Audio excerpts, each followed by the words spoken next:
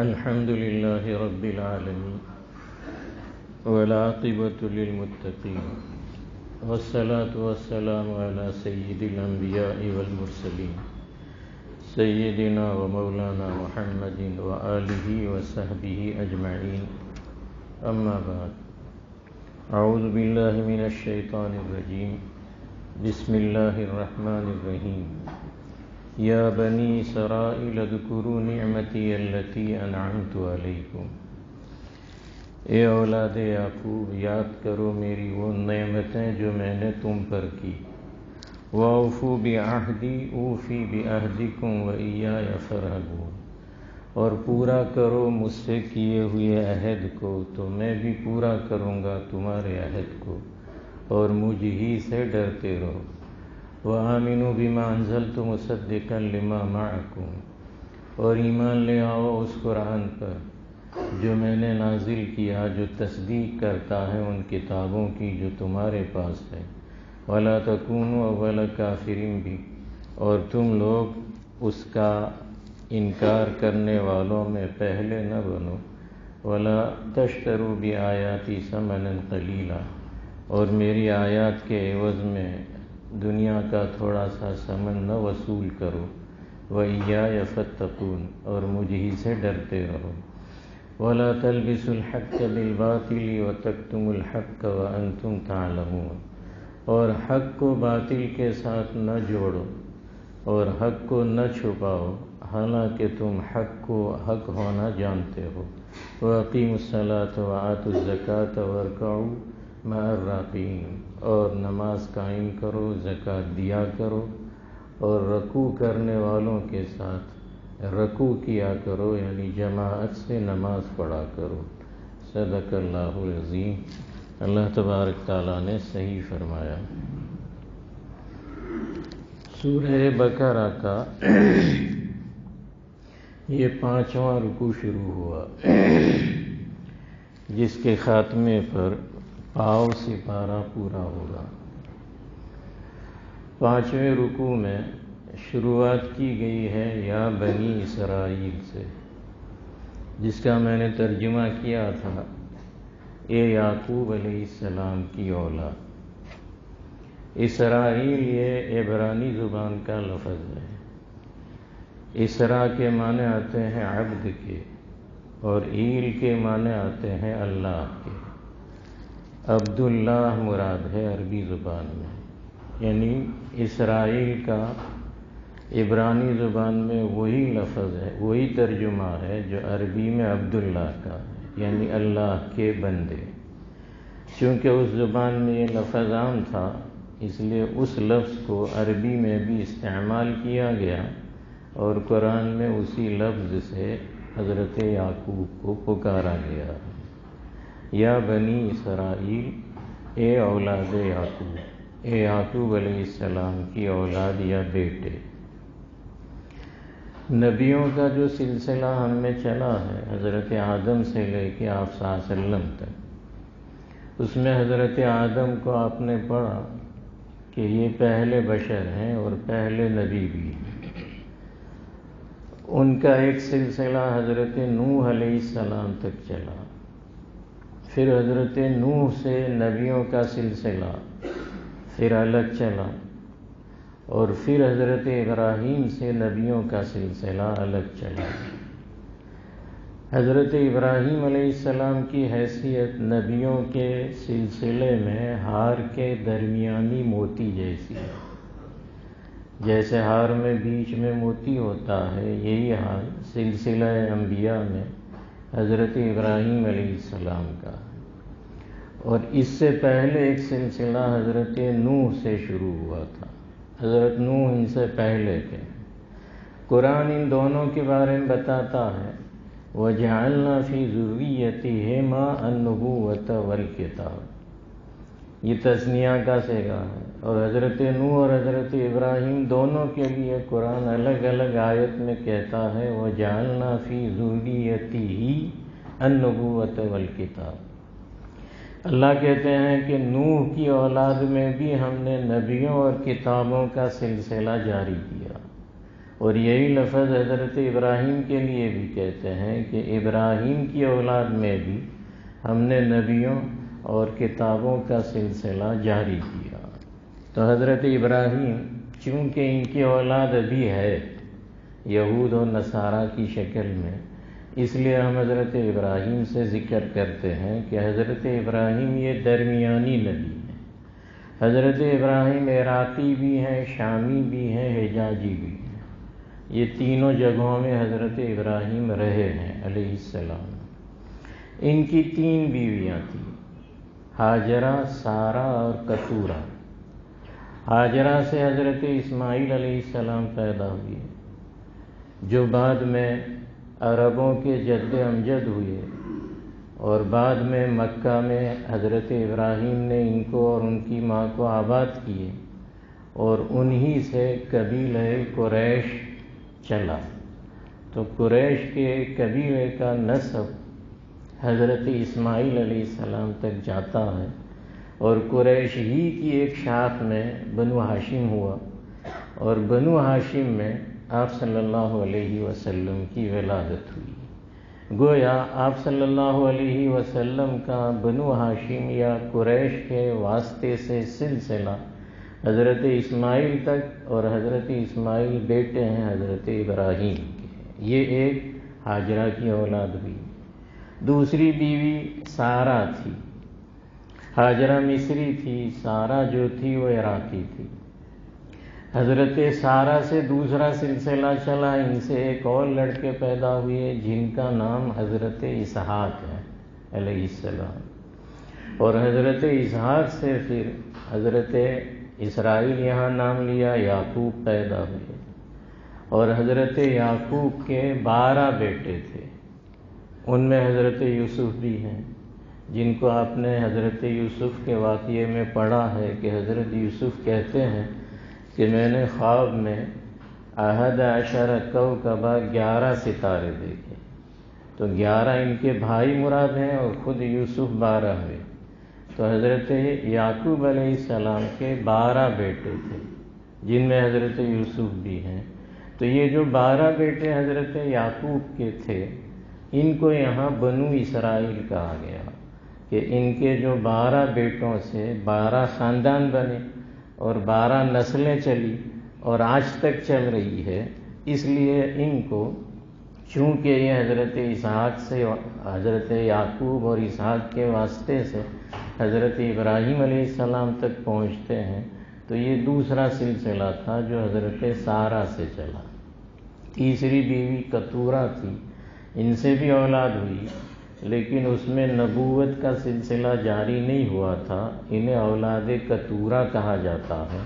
پہلی 2 بیویوں میں انبیاء پیدا ہوئے تھے، تو یہ حضرت ابراہیم علیہ السلام ہے۔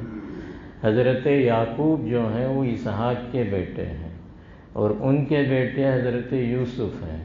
یوسف ابن یعقوب ابن اسحاق ابن ابراہیم، یہ 4 تو مسلسل نبی آئے ہیں، اور اس کے بعد سلسلہ وار کبھی ایک کبھی دوسرے بطن سے حضرت عیسیٰ علیہ السلام تک انبیاء آتے رہے ہیں۔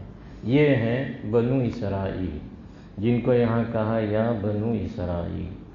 ان کو یاد کرنے کی خاص وجہ یہ ہے کہ آپ صلی اللہ علیہ وسلم کو جب قرآن دیا گیا، اس وقت 2 قومیں موجود تھیں، یہود اور نصارہ، تورات اور انجیل کو ماننے والے، اور یہ سب کے سب حضرت ابراہیم کی نسل سے تھے، اور وہ سارے کے سارے انبیاء اور کتابوں کے مالک تھے، جن کی طرف کتابیں اور انبیاء آتے رہے۔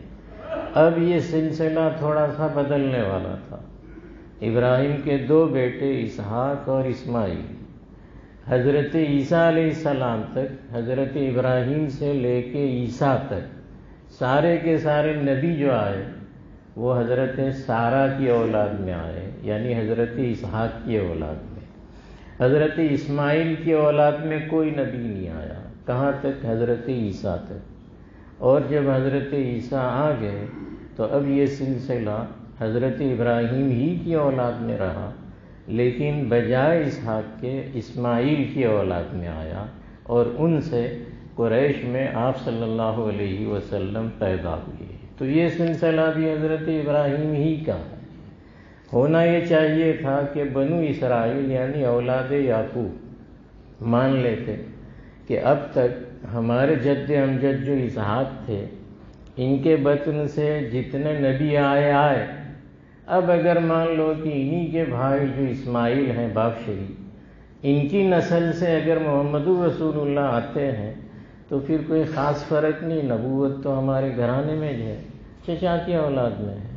لیکن انہوں نے مانا نہیں اور انکار کر دیا کہ نہیں، اگر ہماری نسل سے آتے اسحاق کے بطن سے تو ہی ہم مانتے، چونکہ اسماعیل کی نسل میں آئے اس لیے ہم محمد کو اللہ کا نبی مانتے نہیں ہیں۔ یہ ان کا تعصب تھا، یہ ان کی خاندانی عصبیت تھی، جس کو بھی قرآن میں یاد کیا گیا ہے۔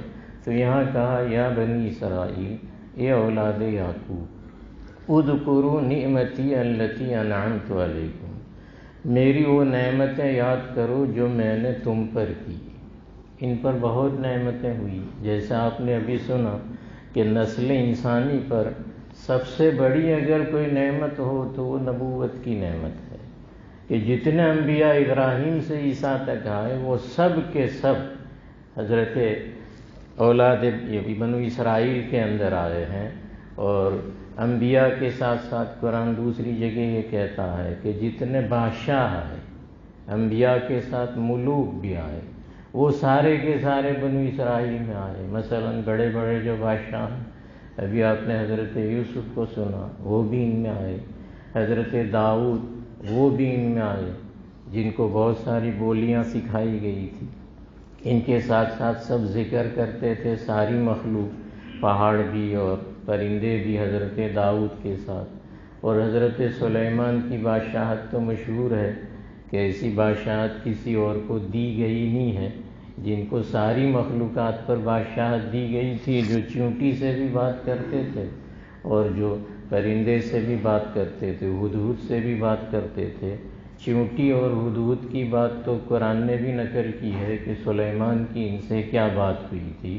تو ایسی بادشاہت آج تک کسی کو ملی نہیں۔ سب کے لشکر الگ الگ تھے، انسانوں کے الگ تھے، حیوانوں کے الگ تھے، جناتوں کے الگ تھے۔ جنات ان کے لیے ہمیشہ کام کیا کرتے تھے، وہ جو کہیں وہ کرتے تھے اور بڑی بڑی چیزیں اور محلات بنایا کرتے تھے۔ آج بھی دنیا میں ایسی چیزیں پائی جاتی ہے کہ جن کے بارے میں ریسرچ ہوا، مثلا اہرام مصر، یہ سب بلاد شام میں ہوئے، یہ سارے بادشاہ جو ہوئے وہ بلاد شام میں ہوئے، جس میں فلسطین بھی پڑتا ہے، مصر بھی پڑتا ہے۔ ابھی اہرام مصر جو دنیا کی 7 عجائبات میں کی ایک عجائبی ہے، ایک عجوبہ ہے، مصر کے اہرام، بڑی بڑی عمارتیں وہاں بنی ہوئی ہیں۔ ان میں جو سب سے بڑا اہرام ہے، عمارت ہے، پتھروں کا وہ بنا ہوا ہے۔ 10-12 سال پہلے ایک رپورٹ آئی تھی جو سندیش میں بھی چھپی تھی، گجراتی میں بھی، اس کی کٹنگ میرے پاس ہے ابھی بھی۔ اس میں یہ لکھا تھا کہ 100 ملکوں کے 100 مانے ہوئے انجینئر جمع ہوئے یہ بات طے کرنے کے لیے کہ اہرام مصر جیسی عمارت کیا اب دنیا میں بنائی جا سکتی ہے۔ یہ تو پرانی ہے، دنیا کا عجوبہ ہے، لیکن ابھی اگر بنانا چاہیں تو کیا بنا سکتے ہیں؟ ایسا دنیا کے موجود، ابھی تازہ رپورٹ ہے 10-20 سال کی، کہ 100 ملکوں کے 100 انجینئر جمع اور 3 مہینے کا 90 دن کا ان کو موقع دیا گیا ریسرچ کا کہ دیکھیں اور اپنی رپورٹ پیش کریں۔ تو ان 100 انجینئروں نے اپنی رپورٹ پیش کی کہ اس وقت ایسی عمارت دنیا اتنی ترقی کر چکی ہے تو بھی بنانا ممکن نہیں ہے۔ وجہ اس کی یہ ہے کہ کئی 100 ٹن کے پتھر ہزاروں فٹ کی بلندی پر رکھے گئے، اور ابھی دنیا کے پاس ایسی کرین نہیں ہے کہ اتنا وزنی پتھر اٹھا کے مثلا 500 یا 1000 فٹ پر پہنچا دے۔ اگر ایسا آلہ ہو تو ممکن ہے، پر ابھی دنیا نے ایسی کرینیں ایجاد نہیں کی۔ پھر یہ مسئلہ ہوا کہ پھر یہ کیسے بنا تھا، ابھی نہیں بن رہا ہے تو اس وقت کیسے ہے، موجود ہے، ابھی لوگ جاتے ہیں ڈھونڈنے کے لیے۔ تو انہوں نے یہ کہا اب یہ تو ہم نہیں جانتے کہ یہ کیسے بنا تھا، ہو سکتا ہے کہ انسان کے علاوہ کسی اور مخلوق نے اس کے بنانے میں انسان کی مدد کی ہو۔ اسی کو سلیمان کے واقعے سے قرآن بیان کرتا ہے کہ یعملون لہ ما یشاء من محاریب وتماثیل وجفان کالجواب وقدور الراسیات۔ جنات قرآن بیان کرتا ہے کہ دیگیں کیسی بناتے تھے حضرت سلیمان کے لیے، تالاب جتنی بڑی۔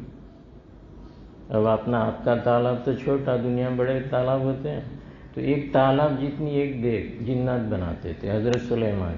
وہ اتنی بڑی بڑی بناتے تھے، اس لیے تو سلیمان کو خیال آیا کہ سب کی دعوت ایک بار کروں، اور اللہ سے کہا تھا اجازت دے دو، اجازت ملی نہیں، ایک مچھلی سارا کھا گئی تھی، ہے نا۔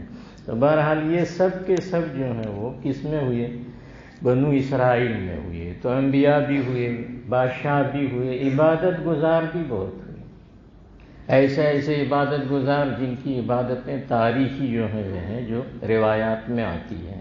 تاجر بھی بڑے بڑے ہوئے، مالدار بھی بڑے بڑے ہوئے، سمجھدار لوگ بھی بڑے بڑے ہوئے، طاقتور بھی بڑے بڑے ہوئے، سب ہوا۔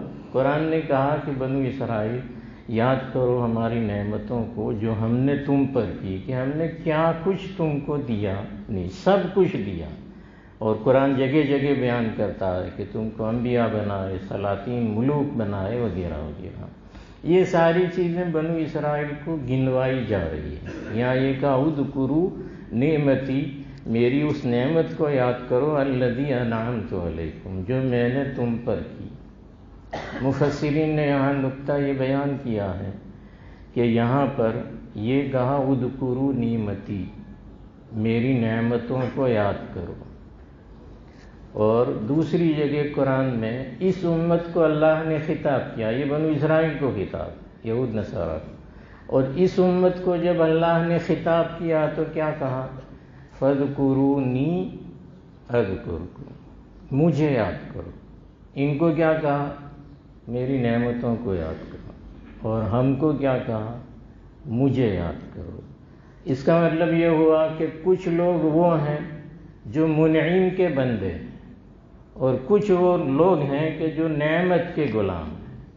دوسرے لفظوں میں آپ سمجھنا چاہیں تو کچھ لوگ وہ ہوتے ہیں کہ جو دنیا کے لیے کام کرتے ہیں، پیسوں کے لیے کام کرتے ہیں، اور کچھ وہ لوگ ہوتے ہیں جو دین کے لیے کام کرتے ہیں، اللہ کے لیے کام کرتے ہیں۔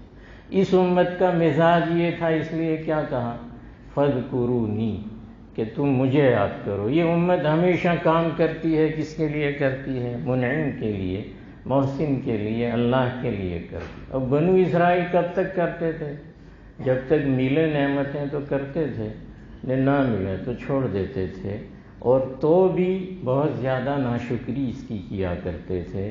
تو یہاں اللہ تبارک تعالیٰ نے دونوں قوموں کا فرق واضح کیا ہے کہ بنو اسرائیل میں کیا فرق تھا کہ وہ نعمت کے غلام تھے، اور ہم میں کیا فرق ہے کہ ہم اللہ کے غلام ہیں، کہ اللہ جو حکم دے ہم کرنے کے لیے تیار ہیں۔ مفسرین نے یہ بھی لکھا، یہاں یہ کہا ہے بنو اسرائیل اذکروا نعمتی، میری نعمتوں کو یاد کرو، ذکر کرو۔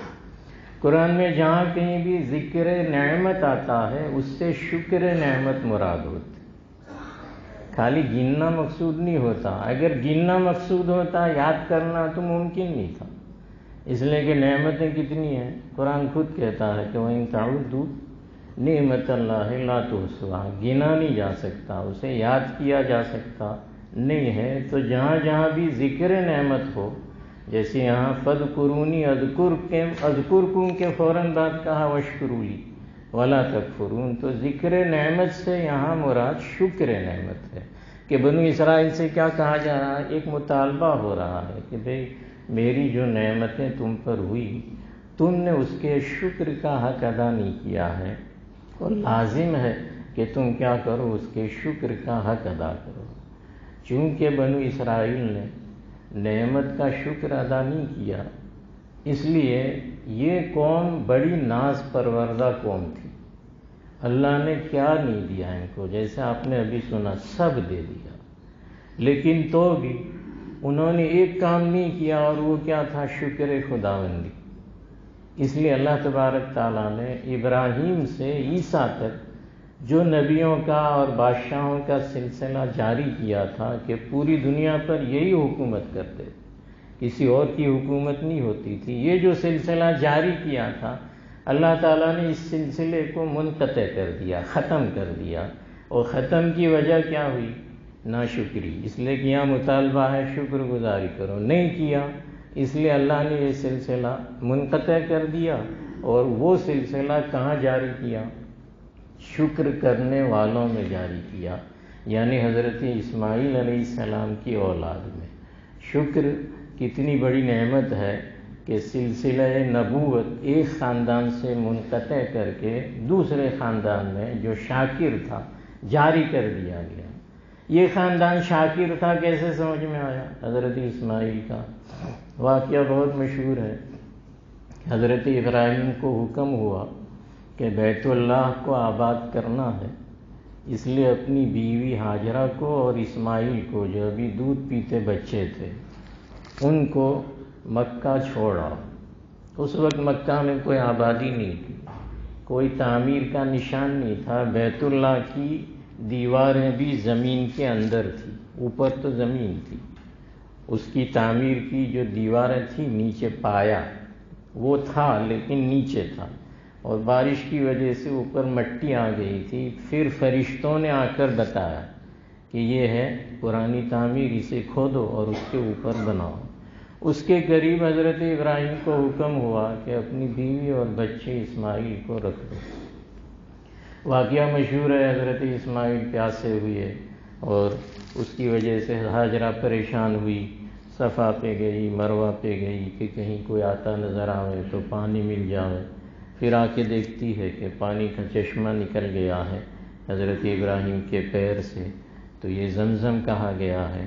اس طرح حضرت اسماعیل بڑے ہوتے رہے، اور پانی نکل آیا تو پانی آبادی کا بڑا ذریعہ ہوتا، پانی جہاں ملے وہیں آبادی ہوتی۔ آپ کے ملک میں بھی زیادہ تر آبادیاں لبے دریا، ندی کے کنارے، بلکہ کہیں کہیں تو آبادی بڑی تو اب دریا بیچ سے بہتا ہے، ندیاں بیچ سے۔ اس کی کیا وجہ ہے؟ اس لیے کہ وہاں پانی آسانی سے مل جاتا ہے اپنے لیے بھی اور کھیتیوں کے لیے بھی۔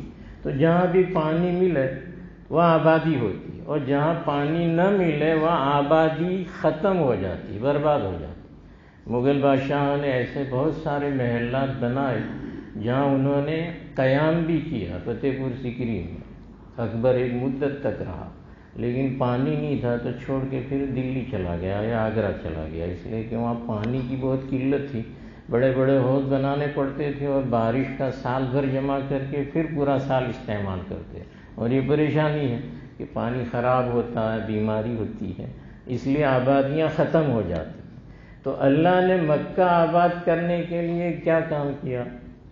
زمزم نکالا، اور وہ کیسا آج تک جاری ہے اور قیامت تک جاری رہے گا۔ اس سے بہتر دنیا میں اور کوئی پانی نہیں ہے، اور اگر اس سے بہتر اور کوئی پانی ہوتا تو اللہ تبارک تعالیٰ اپنے نبی کے سینے کو اس سے دھوتے، لیکن شک صدر جب ہوا تو اس وقت زمزم ہی سے آپ صلی اللہ علیہ وسلم کے سینے کو دھویا گیا تھا، تو یہ سب سے اچھا پانی ہے۔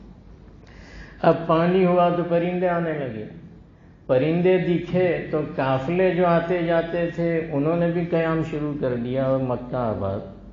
حضرت ابراہیم آتے تھے وقفے وقفے سے، ایک مرتبہ آئے، اب اسماعیل جوان ہو گئے، آبادی ہو گئی، شادی بھی ہو گئی۔ ایک مرتبہ آئے، حضرت اسماعیل نہیں تھے، پوچھا کہ بھئی کہاں گئے ہیں تمہارے شوہر؟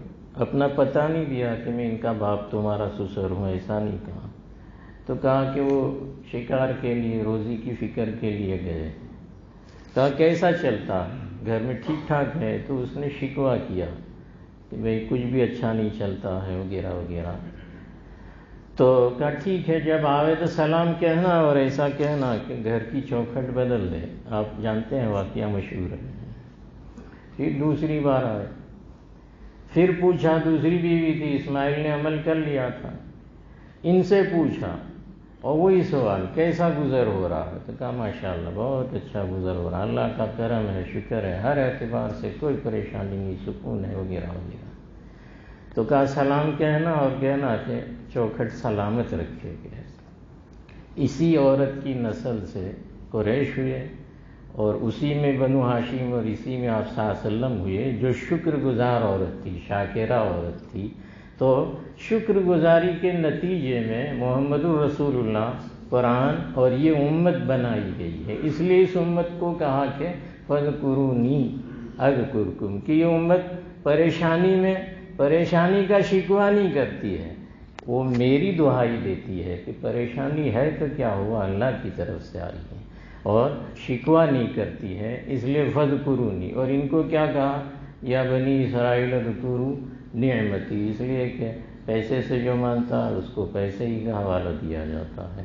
تو یہاں کہا، تو بہرحال شکر جو ہوتا ہے وہ بہت ضروری ہے۔ اس امت کو یا سارے انسانوں کو شیطان نے اللہ سے جو دور کیا، اس میں بہت سارے طریقوں میں کا ایک طریقہ یہ ہے کہ وہ ناشکری میں مبتلا کر دیتا ہے انسان کو۔ قرآن خود کہتا ہے کہ وہ قلیل من عبادی الشکور۔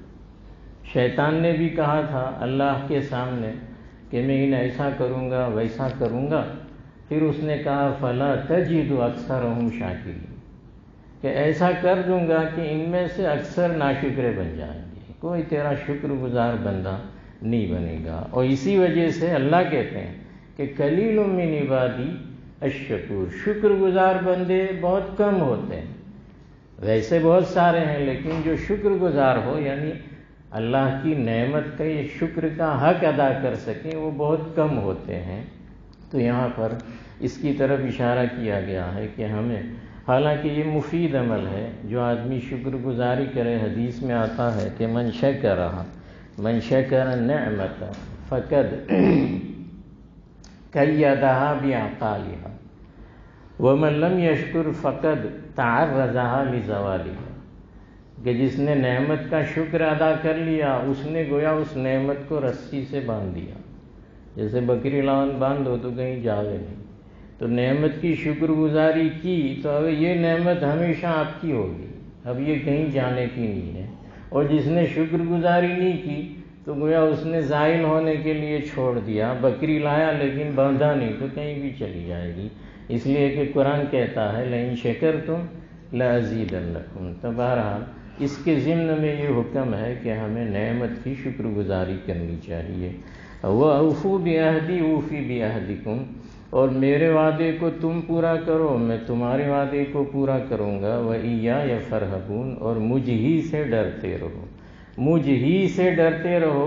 طلبہ جانتے ہیں کہ یا اس کی تقدیم ہے، جو پیچھے لفظ آنا چاہیے تھا مفعول اسے پہلے لایا گیا ہے، یہ بتانے کے لیے کہ ایک مومن اللہ ہی سے ڈرتا ہے، کسی اور سے وہ ڈرتا نہیں ہے، اس لیے کہ اس کا معبود سب سے بڑا ہے۔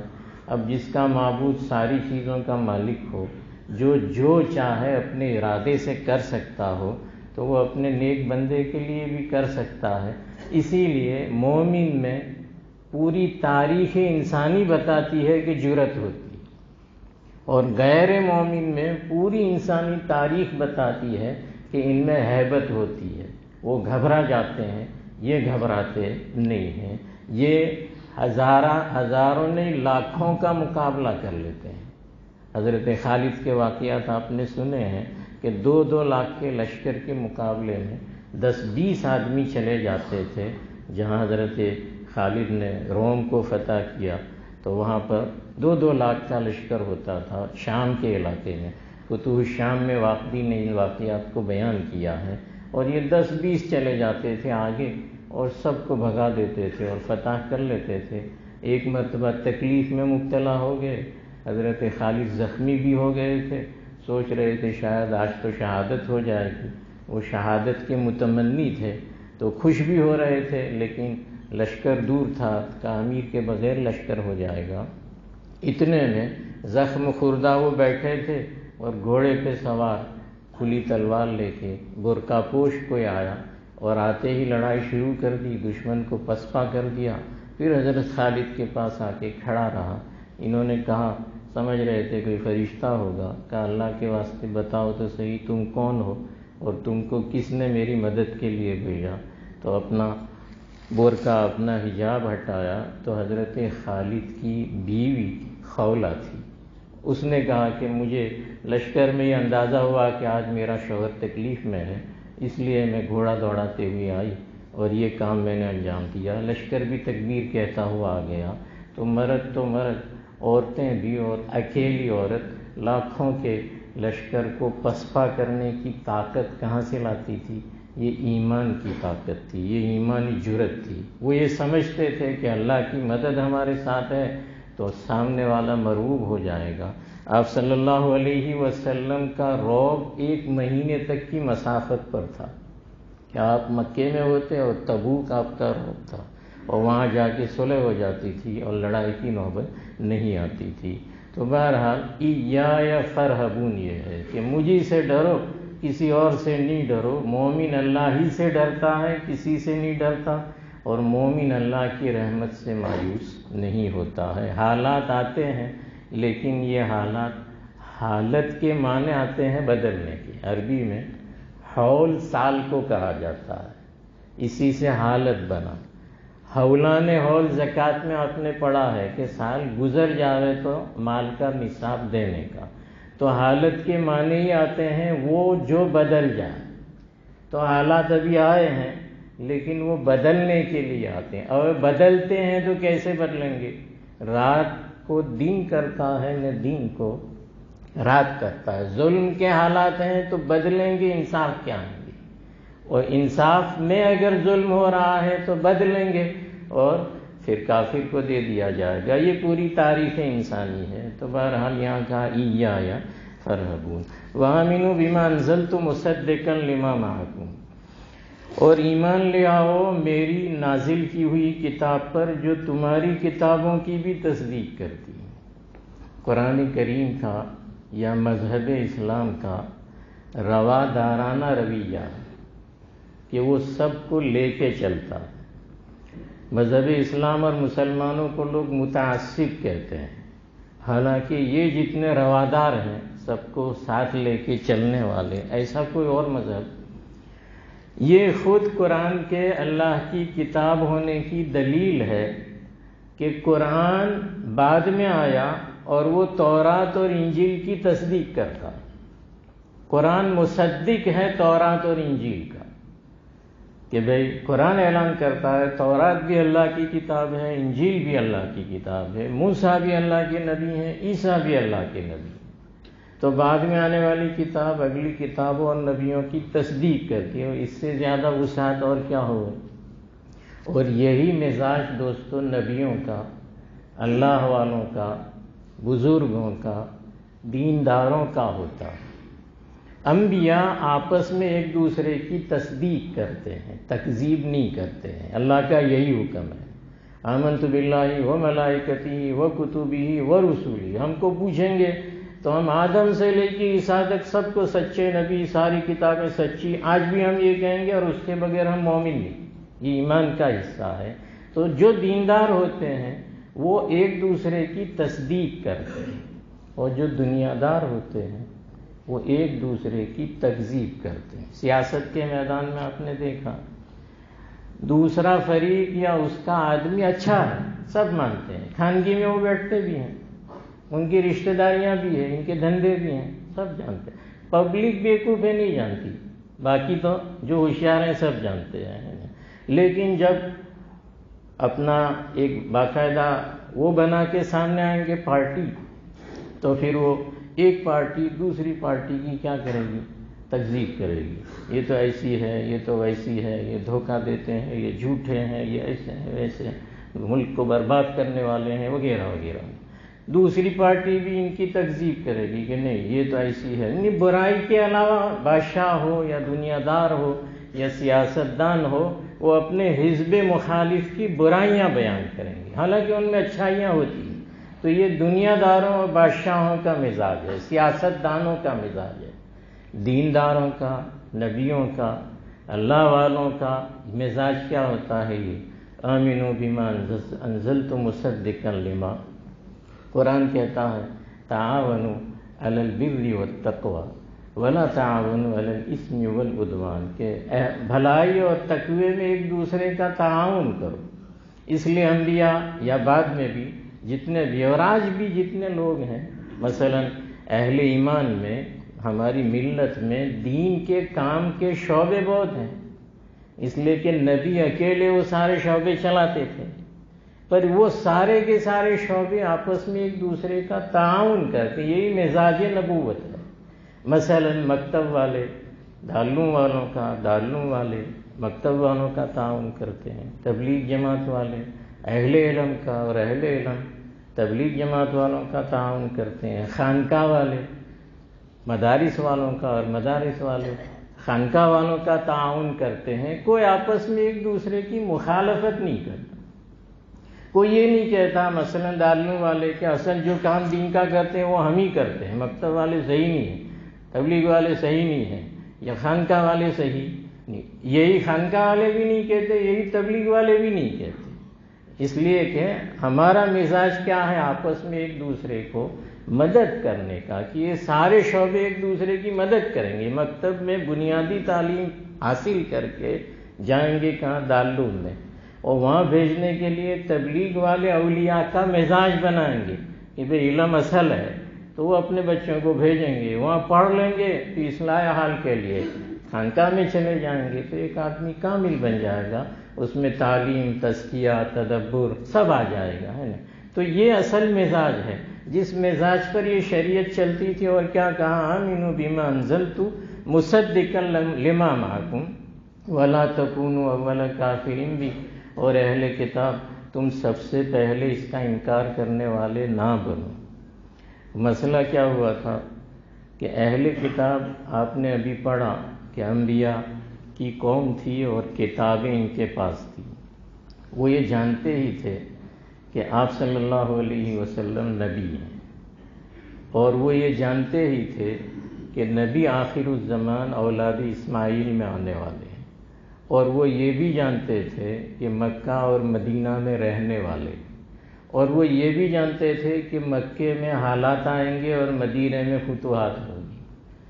ان کی وہ ساری سلطنتیں تو ختم ہو گئی ناشکری کی وجہ سے۔ آپ صلی اللہ علیہ وسلم جب آئے اس وقت بنو اسرائیل کی قوم بکھر گئی تھی، کوئی ادھر گیا کوئی ادھر گیا، اور بہت سارے یہاں آ کے بس گئے تھے حجاز کے علاقے میں۔ مدینے میں ان کے بڑے بڑے 5 خاندان آ کے بس گئے تھے۔ ان کی ہوشیاری دیکھیے، قرآن ان کی کتابوں نے نشانیاں دی تھی کہ وہ پیدا ہوں گے مکے میں اور ہجرت کریں گے مدینے میں، تو آ تو گئے تھے آپ کی آمد سے ایک مدت پہلے، لیکن بنو نذیر، بنو قریظہ یا اور خیبر والے، بنو قینقاع والے وغیرہ کوئی بھی مکے جا کے نہیں رہا، سب مدینے میں گئے، اس لیے کہ مکے میں تو مار کھانے کی تھی اور مدینے میں مال کھانے کا تھا، اور ان کا مزاج ہی یہی تھا، جیسے کہا کہ یا بنی اذکروا نعمتی، تو ان کا مزاج مال کھانے کا تھا، مار کھانے کا نہیں تھا۔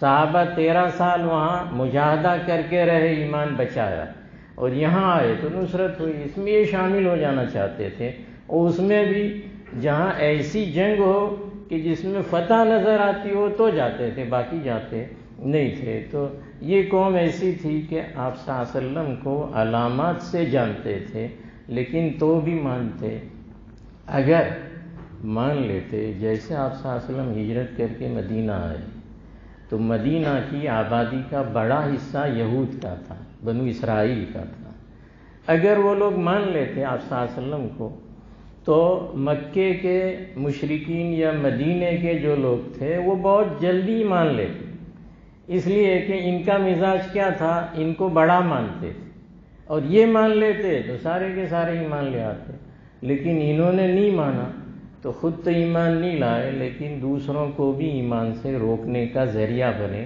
اس لیے کہا لا تکونوا اول کافر بہ۔ قرآن کا یہ جو جملہ ہے اس سے یہ بھی سمجھ میں آیا کہ مومن کو کوئی بھی ایسا برا کام پہلے نہیں کرنا چاہیے کہ یہ برائی پھر ہمیشہ جاری ہو جائے اور اس کے نام عمل میں لکھی جاتی رہے، من سن سنتا سیئۃ فعلیہ وزرھا ووزر من عمل علیہا۔ ہاں وہ کام کرنا چاہیے جو نیکی کا ہو اور چلتا رہے تو اس کو بھی اجر ملتا رہے گا، من سن سنتا حسنۃ فلہ اجرھا واجر من عمل علیہا۔ تو یہ ہے، حدیث میں آتا ہے کہ مفتاح خیر بنو اور میغلا کے شر بنو، خیر تم سے جاری ہو اور شر تم سے بند ہو جائے۔ ایسے لوگوں کے لیے کہا کہ یہ مبارک بادی کے قابل لوگ ہیں۔ آگے یہ کہا ہے کہ وَلَا تَشْتَرُوا بِآيَاتِي ثَمَنًا قَلِيلًا، اور میری آیات کے بدلے میں تھوڑی سی دنیا حاصل نہ کرو، وَإِيَّايَ فَاتَّقُونَ، اور یہ کام کرنے میں مجھ ہی سے ڈرو۔ بنو اسرائیل کا مزاج کیا تھا، جس کو قرآن کریم نے بہت حکمت کے ساتھ ختم کر دیا۔ توریت اور انجیل جب ان کو دی گئی تو ان کے جو بڑے بڑے عالم تھے، احبار اور رہبان، وہ مال پرست لوگ تھے اور زیادہ سے زیادہ مال جمع کرنے کی فکر میں رہتے تھے۔ ان کے یہاں حفظ کا رواج نہیں تھا، جیسے آپ نے پہلے سنا، یہ قرآن ہی کی خصوصیت ہے کہ وہ حفظ ہوتی ہے، اگلی کوئی آسمانی کتاب حفظ نہیں ہوتی، اس لیے کہ اللہ کا کلام ہے اور اللہ اپنی رحمت سے شفقت سے سینوں میں محفوظ کر دیتے۔ تو چونکہ حفظ کا کوئی انتظام نہیں تھا تو چند توراتیں لکھی ہوئی یا انجیلیں تھیں، اور وہ بھی کئی بار حملوں کی وجہ سے بخت النصر بادشاہ نے 2 مرتبہ شدید حملے ان پر کیے، حتیٰ کہ مسجد اقصیٰ کو بھی بہت نقصان پہنچایا تھا اور ان کو ایک دم ختم کر دیا تھا۔ قرآن نے اس واقعے کو بھی بیان کیا ہے، تو اس میں کتابیں بھی ان کی ضائع ہو گئی۔ اب انہوں نے جو بچی کچی تھی وہ اپنے اعتبار سے انہوں نے لکھ لی تھی، پھر چونکہ ان کا احبار اور رہبان کا مال کمانے کا بنیادی ذریعہ مذہب تھا، وہ اور کوئی کام نہیں کرتے تھے، دھندا وندہ نہیں کرتے تھے۔ ان کے جو راہبین اور احبار تھے وہ دین ہی کی بنیاد پر اپنا گزر بسر کرتے تھے۔ تو کیا کرتے تھے، کوئی آدمی پیسے دے دے تو حکم بدل دیتے تھے اور بین السطور یا حاشیے میں دوسرا ایک لفظ یا ایک جملہ بڑھا دیتے تھے تاکہ اس کا مسئلہ حل ہو گیا، اور جو جتنا بڑا مسئلہ ہوتا اتنی بڑی رقم لے لیتے تھے اور کہتے تھے کہ کتاب میں ایسا ہی لکھا ہے۔ یہ ہے وَلَا تَشْتَرُوا بِآيَاتِي ثَمَنًا قَلِيلًا، کہ توریت اور انجیل کے احکامات بیچ کر دنیا حاصل نہ کرو۔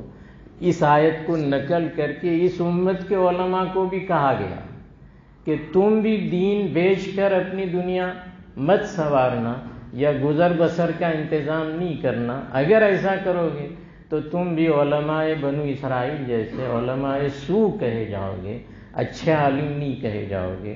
اور چونکہ تورات اور انجیل میں بہت سارا رد و بدل ہو گیا، تبدیلی ہو گئی، اس لیے آخری کتاب آئی تو اللہ تبارک تعالیٰ نے کس شان سے نازل کی، اِنَّا نَحْنُ نَزَّلْنَا الذِّكْرَ وَإِنَّا لَهُ لَحَافِظُونَ، کہ قرآن ہم نے نازل کیا اور ہم ہی اس کی حفاظت کریں گے۔ اب توریت اور انجیل کی طرح اس کے نقطے یا اس کی تشریحات و تفسیرات بدل نہیں سکتی، اس کے معنی بھی محفوظ، اس کے الفاظ بھی محفوظ اور قیامت تک محفوظ رہیں گے۔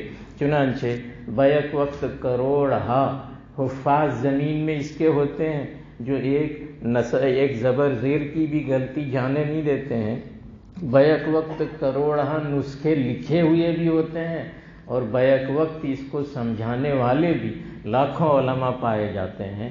اب اس میں کیا گڑبڑ ہو سکتی ہے؟ تو وہ سارے دروازے بند کر دیے گئے جس کی وجہ سے اللہ کے احکامات بیچ کے لوگ اپنی دنیا سنوارتے تھے۔ تو یہ کہا لا تشتروا بآیاتی ثمنا قلیلا وإیایا فاتقون، یہ بہت بری چیز ہے، اس لیے پھر آئے کہ اس معاملے میں ہم سے ڈرنا کہ دین کو دنیا کمانے کا ذریعہ نہ بنانا۔ یہ اس امت کے علماء کو بھی کہا جا رہا ہے، اسی لیے اس امت کے علماء اس کا احتیاط بھی کرتے ہیں، اور اکثر و بیشتر وہ ہوتے ہیں جو اشاعت دین کو اپنا دینی فریضہ سمجھتے ہیں، تنگی میں گزارا کر لیتے ہیں، قوم ناقدری کرتی ہے 5 ہزار 7 8 ہزار سے زیادہ نہیں دیتی ہے. ان کے چپراسی کو 60 ہزار اور 8 10 لیکچر دینے والے لیکچرر کو یونیورسٹی میں 2 لاکھ دیے جاتے ہیں. ایک مولوی مہینے میں ایسے 100 لیکچر دیتا ہے، 200 دیتا ہے، اور ایسے دیتا ہے ان کے بس کی بھی بات نہیں ہے. ان کے تو لکھے ہوئے جاتے ہیں. اب تو لیپ ٹاپ آ گیا ہے، اب فون آ گئے ہیں، اس میں لکھ جاتے ہیں. اور لیکچر کیا دیتے ہیں؟ اندر تاک کے پڑھتے ہیں، لوگ سمجھتے ہیں لیکچر دیتے ہیں. حافظے بھی ان کے ختم ہو گئے. اور یہ علماء جو ہیں ان کے حافظے آپ رات بھر بلوا لو، ایک لفظ بھی دیکھے بغیر بول لیں گے. اور کس پہ بولیں گے؟ فلسفے پہ بولیں گے، زندگی کی حقائق کو آپ کو سمجھائیں گے، اللہ کی معرفت کروا دیں گے. ایسے مولوی کو بھی کتنا دیتے ہیں؟ کہ 12,000 روپیہ دیتے ہیں. اور 12,000 میں آپ سمجھ رہے ہیں کہ مہنگائی جو ہو رہی ہے آج کل، اس میں چائے بھی شاید نہ ہو پاوے. لیکن برکت ہے کہ اللہ تبارک تعالیٰ تو بھی شان سے اس مولوی کو زندہ رکھے ہوئے ہیں، اور وہ آپ کے پاس ہاتھ پھیلاتا نہیں ہے، اللہ کے سامنے پھیلاتا.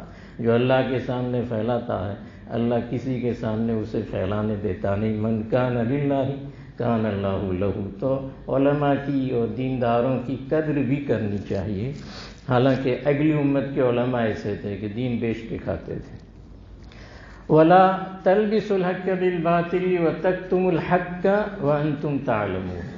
اور تلبیس نہیں کرو، حق کو باطل کے ساتھ جوڑو نہیں، حالانکہ تم جانتے ہو حق کیا ہے نے باطل کیا ہے. یہ اہل کتاب کو کہا. تلبیس کس کو کہا جاتا ہے؟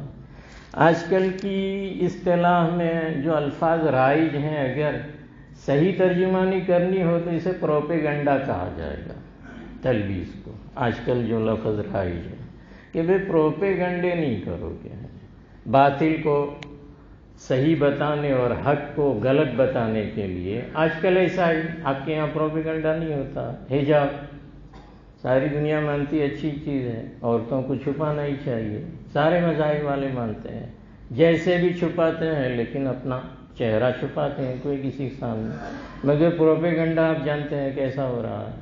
اسی طرح ساری باتوں میں، اذان میں کون سی آواز اتنی بڑی ہے کہ جس کی وجہ سے نقصان ہو، اور اس کے مقابلے میں اور جو آوازیں ہیں وہ کیسی ہیں. لیکن کہ نہیں یہ ہونا پروپیگنڈا ہے کہ یہ برا ہے وہ سب اچھا. ایسا ساری چیزوں میں ہوتا ہے. ان کے یہاں کیا ہوا تھا؟ بنو اسرائیل کے یہاں بھی یہ بھی ایسا ہی کیا کہ آپ صلی اللہ علیہ وسلم جب آ گئے، قرآن کریم جب آ گیا اور لوگوں کے سامنے اس کی دعوت جانے لگی، تو جیسے میں نے آپ کو کہا کہ اہل کتاب جو تھے یہ بنو اسرائیل، وہ پہلے کے زمانے سے مالدار تھے. جیسے کہ ان کے یہاں بادشاہتیں رہی، آپ نے سنا. اور بادشاہوں کی جو اولادیں ہوتی ہیں ان کے پاس تو پورے ملک کا خزانہ آ جاتا ہے نا، اور وہ بچا کے بھی رکھتے ہیں. آج بھی آزادی کے آپ کے 70-80 سال جتنے بھی ہو گئے، لیکن اس سے پہلے جتنے بھی راجے رجواڑے تھے یا نواب تھے، آپ جانتے ہیں کہ آج بھی ان کی اولادوں کے پاس وہ ہے جو آپ کے پاس نہیں ہے. تو وہ بہرحال مالدار رہتے ہیں. تو یہ مالدار قومیں تھی. نمبر 2 یہ تاجر قومیں تھی. جس کے پاس پیسہ ہوتا ہے تو پیسے کو کھینچتا ہے، تجارت کر سکتا ہے. آپ کو تجارت آتی ہے لیکن پیسہ نہیں ہے تو بڑی تاجر قوم. اچھا، ان کی تجارت کیسے تھی؟ سودی ساہوکار لوگ تھے، سود خار لوگ تھے. اس لیے کہ یہ پیسوں ہی کو سب کچھ سمجھتے تھے، اس لیے خالی تجارت کر کے نفع لینا اس پر ان کا گزارا نہیں تھا، بلکہ خون چوسنا. سود پر دے کے 100 دو نے، ایک سال میں تو 200 ہو جاؤ. یہ ان کا دھندا تھا. اور ادھر والے جو تھے مکے مدینے کے رہنے والے عرب لوگ جو تھے، جو آپ کی قوم کے لوگ تھے، وہ بیچارے کیسے تھے؟ غریب لوگ تھے. مکے میں تو کوئی کھیتی باڑی نہیں تھی، پتھریلا علاقہ تھا. وہ تو تجارت کیا کرتے تھے، ملک شام جاتے تھے سال میں 2 مرتبہ. مدینے میں کھیتیاں تھیں، اس سے آگے اور کچھ نہیں تھا. تو یہ لوگ جو ہیں وہ بیچارے غریب تھے. نمبر 1. نمبر 2، ان کے پاس اس سے پہلے کوئی نبی نہیں آیا تھا. آپ نے ابھی تاریخ پڑھ لی، حضرت ابراہیم حضرت اسحاق کے واسطے سے عیسیٰ تک جتنے آئے وہ سب ملک شام میں آئے. حجاز میں جہاں بیت اللہ ہے وہاں اب تک کوئی آیا، اور پتھریلا علاقہ تھا اس لیے کوئی آتا ہی نہیں تھا. حضرت ابراہیم نے پہلی بار حضرت ہاجرہ اور اسماعیل کو بسایا. تو تعلیم بھی ان کے پاس نہیں تھی، مذہب کی بھی نہیں تھی، دنیا کی بھی تعلیم نہیں تھی۔ اور جس قوم کے پاس تعلیم بھی نہیں ہو، پیسہ بھی نہیں ہو، اور پھر پیسے میں دھندا کرنے کے لیے انہی کے محتاج تھے۔ مکے کے کافر مدینے کے یہودیوں سے سود پہ پیسے لے جاتے تھے اور دھندا کرتے تھے، نفع ملے اس میں سے سود دے دیتے تھے، باقی جو ملے وہ اپنے گھر لے کے جاتے تھے۔ تو جن کے پاس سے پیسے لانے ہوں اور جو مذہبی پیشوا ہوں، جو مالدار ہوں، وہ لوگ ہمیشہ بالادستی رکھتے ہیں اور وہ لوگ دب کے رہتے ہیں۔ اسی لیے جب مذہب آیا تو یہ لوگ مکے اور مدینے کے جو لوگ تھے، مکے والے بھی پوچھنے کے لیے جاتے تھے ان کو، یہود کے جو 4-5 قبیلے تھے ان کو، یار ہمارے یہاں ایک آدمی آیا، محمد نام ہے، اور یہ دعویٰ کرتا ہے کہ میں نبی ہوں، کہ آخری نبی ہوں اور میرے اوپر وہی آتی ہے۔ ساری باتیں ان کو پوچھنے کے لیے جاتے تھے کہ وہ تم تو اہل کتاب ہو نا، تمہارے پاس کتابیں انبیاء تھے، تو تم بتاؤ کہ یہ کیسے ہے، صحیح کہہ رہا ہے، ہونا کیا چاہیے تھا۔ ان کو تو معلومات تھا لیکن صحیح کہہ رہے ہیں، اہل کتاب تھے، اس لیے توریت اور انجیل نے اتنی نشانیاں بتائی تھی۔ قرآن کہتا ہے یعرفونہ کما یعرفون ابناءہم، نبی کو ان نشانیوں سے وہ ایسا پہچانتے تھے جیسے ایک باپ اپنے بیٹے کو پہچانا، اتنا پہچانتے تھے۔ مگر تو بھی جب یہ پوچھنے کے لیے جاتے تھے تو کیا کرتے تھے، یہ کام تلبیس، لا تلبسوا الحق بالباطل، قرآن نے کہا تلبیس کرتے تھے۔ کیا یہ پوچھنے جاتے تھے کہ ایسا ہے ایسا، کہتے تھے کہ تم پہلے بتاؤ کہ وہ کیا کہتے ہیں، تو پھر یہ بتاتے اللہ ایک ہے، یہ بت معبود نہیں ہو سکتے ہیں، وہی خالق مالک وغیرہ۔ کام کیا کرتے ہیں تو پھر بتاتے تھے کہ لوگوں کو دین کی دعوت دیتے ہیں۔ پھر کہ لوگ مانتے ہیں کہ نہیں، تو کہ ہم مانتے ہیں، شوہر مانے، بیوی نہیں مانے، بھائی مانے، دوسرا نہیں مانے، بیٹا مانے، باپ نہیں مانے، تو کہ بیٹا ان کے ساتھ چلا جاتا ہے، باپ الگ ہو جاتا ہے۔ کہ دیکھا بھائی بہن میں باپ بیٹے میں تفریق کراتا ہے نا، یہ اچھا کام نہیں کرتا۔ کہ وہ بات رہنے دی جو ان کی ذمہ داری تھی، کیا کہ بھئی ہاں نبی ہے، جلدی کرو، ہم بھی مدینے میں اسی لیے آباد ہوئے ہیں کہ وہ کب آمیں میں ایمان لاؤ، ایسا نہیں کہتے تھے، بلکہ کیا کریں، شبہات پیدا کرے، شکوک پیدا کرے اور ایسی باتیں اور شوشے نکالے جس سے نبی کی نبوت میں لوگ کیا کریں، شک کرنے لگے۔ اس کو کہا جاتا ہے تلبیس، اسی کو پروپیگنڈا کہیں گے، ہے نا، کہ ان کو معلوم ہے، جس کو قرآن نے کہا وَأَنْتُمْ تَعْلَمُونَ لَا تَلْبِسُوا الْحَقَّ بِالْبَاطِلِ وَتَكْتُمُوا الْحَقَّ وَأَنْتُمْ تَعْلَمُونَ، حق جانتے ہو تو کیوں چھپاتے ہو۔ صحیح بات یہ ہے کہ جس کو سچائی معلوم ہے اسے ببانگ دول کہنا چاہیے، اللہ اعلان کہ سچائی یہ ہے، لیکن یہ چاہتے نہیں تھے، تلبیس کرتے تھے، پروپیگنڈا کرتے تھے، الٹی الٹی باتیں کرتے تھے۔ وہ بیچارے طلب کے لیے آئے، ہونا یہ چاہیے تھا ان کی ایک ہاں ہو جاتی کہ ہاں سچے نبی ہیں، توریت اور انجیل نے جو نشانیاں بیان کی ان میں پائی جاتی۔ ایک مرتبہ کعب ابن اشرف ان میں بہت بڑا تھا، یہود کا بڑا سرگنا تھا، راہب تھا کعب ابن اشرف، اس کا واقعہ بھی احادیث میں آتا ہے۔ اس نے یہ سب جتنے بھی 4-5 خاندان کے احبار میں رہبان تھے جن کے پاس یہ پوچھنے کے لیے جاتے تھے، سب کو بلایا اور بلا کر کہا کہ یہ جو محمد مکے میں آئے ہیں اور دین کی دعوت دیتے ہیں، وہ کہتے ہیں ہمارے پاس وحی آتی ہے اور قرآن ہے، تو ان کے بارے میں تمہارا کیا خیال ہے۔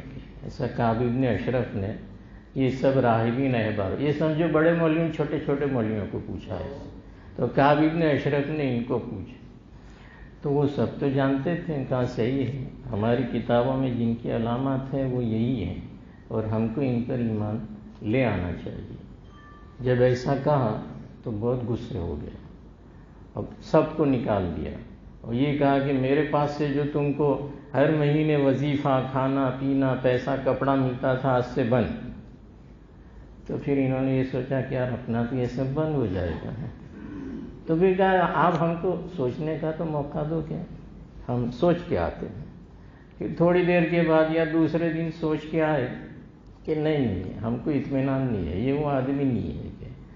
تو پھر کعب ابن اشرف نے کہا ایسا نہیں، جتنی نشانیاں توریت اور انجیل میں محمد کے سچے ہونے کی، ان کے جسم کی، ان کے اخلاق کی، ان کے اعمال کی بتائی گئی ہے، وہ سب بدل دو، وہ نشانیاں بدل دو، حتیٰ کہ آپ صلی اللہ علیہ وسلم کی آنکھیں کیسی ہوں گی، شمائل میں تو ہو سکتا ہے ہو، جیسے آپ نے پہلے سنا ہے کہ صحابہ نے بیان کیا کہ آپ کی آنکھیں کیسی، توریت انجیل میں بھی تھا کہ آپ کی آنکھیں کیسی، آنکھ سے آدمی پہچانا جاتا ہے، چہرہ چہرے کے سامنے مواجہہ ہو تو سب سے پہلی آنکھ سے ملتی ہے تو پہچاننے کا تو وہ بھی لکھا ہوا، وہ جو علامت تھی جو شمائل میں ہے کہ سفیدی ایسی ہوگی، سیاہی ایسی ہوگی، وہ بدل کے کیا لکھ دیا کہ نیلی آنکھوں والے ہوں گے، انگریزوں جیسے ایسا لکھ دیا کہ آخری نبی توریت نے لکھا ہے کیسے ہوں گے، اور وہ ساری علامات جو دجال میں پائی جاتی ہے آپ نے ثابت کر دی، تاکہ نشانیاں بھی چیک ہو تو الٹی ثابت ہو۔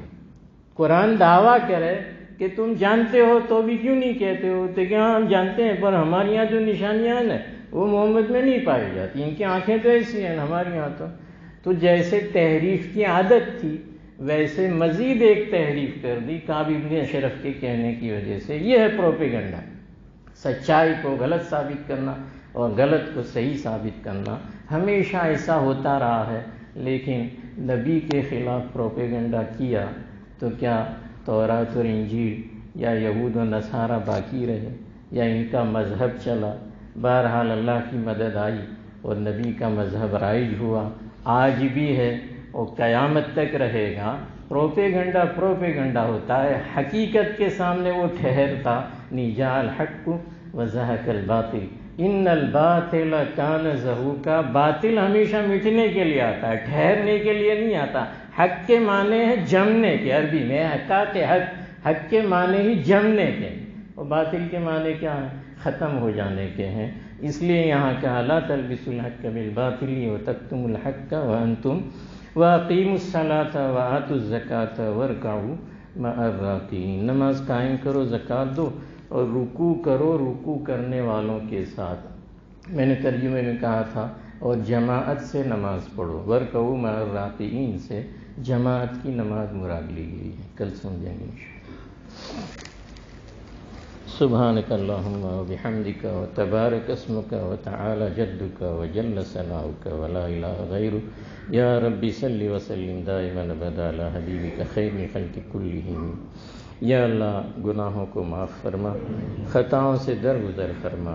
یا اللہ یقیناً آپ نعمتیں دیتے رہے اور ہم ناشکری کرتے رہے۔ یا اللہ ایک لمحہ بھی آپ کے شکر کا حق ادا نہیں کیا ہے، نہ تسبیح سے، نہ نماز سے، نہ صدقات سے۔ یا اللہ ہونا یہ چاہیے تھا کہ ہم ہر وقت آپ کا شکر ادا کرتے، مگر یا اللہ ہم ناشکری میں مبتلا رہے۔ یا اللہ یہ بھی ہماری ایک کوتاہی ہے، یا اللہ ہمارے سارے جرائم معاف فرما، ہم سارے گناہوں سے توبہ کرتے ہیں۔ یا اللہ ہم اقرار کرتے ہیں کہ ہم نے اپنی ذاتوں پر زیادتی کی ہے۔ یا اللہ ہم مانتے ہیں کہ ہم نے آپ کی عبادت کا حق ادا نہیں کیا ہے۔ یا اللہ مگر ہم یہ بھی مانتے ہیں کہ آپ معاف کرنے والے ہیں، غفار ہیں، تواب ہیں، ستار ہیں، رحمان ہیں، رحیم ہیں۔ یا اللہ معافی آپ کو بہت پسند ہے، بالخصوص رمضان میں افطار میں آپ بے شمار لوگوں کو معاف کر دیتے ہیں۔ یا اللہ آج کی افطاری کی معافی دینے کی فہرست میں ہمیں بھی شامل فرما، ہمارے ماں باپ کو شامل فرما، بیوی بچوں کو شامل فرما، بھائی بہنوں کو شامل فرما، اعزا اقارب کو شامل فرما، بستی والوں کو شامل فرما۔ یا اللہ پوری امت کو شامل فرما، توبہ پر جمنے کی توفیق عطا فرما، نفس اور شیطان کے دھوکوں سے ہماری حفاظت فرما۔ یا اللہ ہم گناہ کرنا چاہتے نہیں ہیں مگر ہو جاتا ہے، ہمارے پیچھے نفس اور شیطان لگا ہوا ہے۔ یا اللہ اس پر تو ہمیں قابو عطا فرما، طبیعت چاہے نہ چاہے نیکیوں کی طرف لے جا، اور طبیعت چاہے نہ چاہے پیشانی کے بال پکڑ کر گناہوں سے واپس لے آ۔ یا اللہ محض آپ کے فضل و کرم سے امت پر اپنا رحم کا معاملہ فرما، امت کی دستگیری فرما، امت کے حال پر کرم فرما، امت کا بول بالا فرما، کفر کا بول پست فرما۔ یا اللہ امت حالات میں ہے اور یہ حالات یا اللہ محض اس لیے ہے کہ یہ اس زمانے میں آپ کا نام لیتے ہیں، آپ کے گھروں کو آباد کرتے ہیں، آپ کے نام کی اذانوں میں منادی کرتے ہیں، آپ کے ایک ہونے کی گواہی دیتے ہیں، آپ کے دین پر چلنے کا دعویٰ کرتے ہیں۔ یا اللہ ان کے نام مسلمانوں جیسے ہیں، یا اللہ صرف اس لیے ستائے جا رہے ہیں. یا اللہ ہم چاہیں گئے گزرے ہیں، اسلام چھوڑ دیا ہے، اسلام پر پورا عمل نہیں کرتے ہیں، مگر ستائے تو آپ ہی کے نام پر جاتے ہیں. یا اللہ آپ کے نام کی لاج رکھ کے یا اللہ ہماری مدد فرما، یا اللہ ہماری نصرت فرما، ہمیں تقویت عطا فرما، ہمیں عزت عطا فرما. یا اللہ پستی سے نکال دے. یا اللہ ہدایت اور توفیق بھی تو تیرے ہی قبضہ قدرت میں ہے. یا اللہ تو ہم تمام کو ہدایت دے دے، توفیق دے دے، مسجدوں کو آباد کرنے کی توفیق دے دے، تیرے دین کو سربلند کرنے کی توفیق دے دے. یا اللہ پورے دین میں داخل ہونے کی توفیق دے دے. یا اللہ دینی غیرت اور حمیت عطا فرما، اسلامی تہذیب و تمدن اختیار کرنے کی توفیق عطا فرما دے. یا اللہ بالخصوص تیرا نام لینے والا جہاں کہیں اس کی جان مال عزت آبرو کی حفاظت فرما. حرمین کی، مسجد اقصیٰ کی، مدارس کی، مکاتب کی، خانقاہوں کی، دینی جماعتوں کی، یا اللہ اسلامی ممالک کی، اسلامی شخصیات کی، کتب کی، اوقاف کی، مقابر کی، یا اللہ عیدگاہوں کی حفاظت فرما، اسلامی شعائر کی حفاظت فرما. یا اللہ بالخصوص ہندوستانی مسلمانوں کی حفاظت فرما. یا اللہ ماضی میں جس طریقے سے آپ نے انہیں سربلندی عطا کی تھی، یا اللہ مستقبل میں بھی مقدر فرما. یا اللہ ان کا ہمیشہ قیامت تک روز افزوں ترقی کے ساتھ یہاں رہنا مقدر فرما. یا اللہ زمین تیری ہے، تو جسے چاہے آباد کرتا ہے، جسے چاہے زمین سے پاک کر دیتا ہے. یا اللہ یہ مخالفین کو توفیق عطا فرما، اور اگر ان کی مقدر میں ہدایت نہیں ہے تو تیری زمین کو ان سے پاک فرما. یا اللہ ایمان کامل، یقین صادق، قلب خاشع دام عطا فرما. ایمان پر خاتمہ عطا فرما، اچھے اوقات کی، احوال کی، مقامات کی، قابل رشک موت عطا فرما. قبر کی، حشر کی، میزان کی، صراط کی منزل آسان فرما. حوض کوثر کا جام آپ صلی اللہ علیہ وسلم کے ہاتھوں عطا فرما. جہنم سے پوری حفاظت فرما. جنت الفردوس عطا فرما. جنت میں آپ کا دیدار اور جوار رسول عطا فرما. یا اللہ ہمارے اوقات میں، اعمال میں، قوا میں، روزی روزگار میں، کھیتی باڑیوں میں، تجارت میں برکتیں عطا فرما. ہمارے تھوڑے میں برکت عطا فرما. یا اللہ ہمیں عمل کی توفیق عطا فرما، اخلاص عطا فرما، للہیت عطا فرما. یا اللہ ہمارے جوانوں کو، یا اللہ جوانی کا تقوی اور عبادت عطا فرما. ہماری عورتوں کو عزت، عفت، عصمت، حیا، پاک دامنی اور حجاب عطا فرما. ہمارے گھروں میں دینداری پیدا فرما. ہماری بستی پر اپنا خصوصی فضل شامل حال فرما. یا اللہ دینداری کو عام فرما، اتحاد اور اتفاق عطا فرما. نہ چاکی اور نہ اتفاقی سے ہماری حفاظت فرما. پریشان حالوں کی پریشانی دور فرما. بیماروں کو شفائے کاملہ عاجلہ دائمہ مستمر عطا فرما. جو اسپتال میں زیر علاج ہیں ان کو شفائے کلی عطا فرما. یا اللہ جو روزی کے معاملے میں پریشان ہیں انہیں حلال اور وسیع روزی عطا فرما. بے جوڑوں کو صالح جوڑا عطا فرما. بے اولاد کو صالح اولاد عطا فرما. نافرمان اولاد کو فرما بردار بنا. قید و بند میں ظلماً محبوسین کو باعزت رہائی عطا فرما. یا اللہ فجاعت نعمت عطا فرما. فجاعت نقمت سے ہماری حفاظت فرما. دنیا اور آخرت کا حسنہ عطا فرما. یا اللہ محض آپ کے فضل و کرم سے ایمان پر خاتمہ عطا فرما. آنے والی مصیبتوں سے، حوادثات سے ہماری حفاظت فرما. طوفانوں سے، زلزلوں سے، فسادات سے، بری موتوں سے، کٹنے سے، گرنے سے، جلنے سے، ایکسیڈنٹ سے، ڈوبنے سے، یا اللہ ہر قسم کی آفت سے، بلا سے، مصیبت سے، حادثے سے ہماری اور ہمارے رشتہ داروں کی اور پوری امت کی حفاظت فرما. یا اللہ جنہوں نے دعاؤں کے لیے کہا ہے، لکھا ہے، جن پہ ہم پر حق ہے، جو متمنی ہے، جو کہنا چاہتے تھے کہہ نہیں سکے، ان تمام کی، بالخصوص ہمارے محسنین کی، اساتذہ کی، مشائخ کی، علمی واسطوں کی، ساتھیوں کی، شاگردوں کی مغفرت فرما. یا اللہ ان میں جو بقید حیات ہیں انہیں دنیا آخرت کا حسنہ عطا فرما. آپ کے پاس جا چکے ہیں انہیں اپنی جوار رحمت میں جگہ عطا فرما. اللہم صلی علی محمد مختلف الملوان وتعاقب الاسران وکبر الجدیدان واستقبل الفرقدان وبلغ روحه وارواح اہل بیتہ من التحیۃ والسلام وبارک وسلم علیہ کثیرا. سبحان ربک رب العزۃ عما یصفون وسلام علی المرسلین.